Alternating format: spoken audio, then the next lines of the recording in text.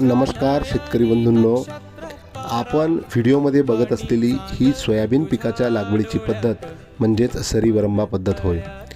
ही शेतीतील पाण्याचा योग्य निचरा करण्यासाठी आणि ओलावा टिकून ठेवण्यासाठी अत्यंत फायदेशीर अशी पेरणीची पद्धत आहे। या पद्धतीत पिकाच्या लागवडीसाठी रुंद वरंबे आणि पाणी वाहण्यासाठी सऱ्या तयार केल्या जातात। जास्त पाऊस झाल्यास सरींच्या माध्यमातून जादा पाण्याचा सहज निचरा होतो, ज्यामुळे सोयाबीनचे पीक पिवळे पडत नाही किंवा कुजत नाही। पावसाने दीर्घकाळ ताण दिल्यास वाफ्यांमध्ये ओलावा टिकून राहतो, ज्यामुळे पिकाला दुष्काळाचा सामना करण्यासाठी मदत मिळते।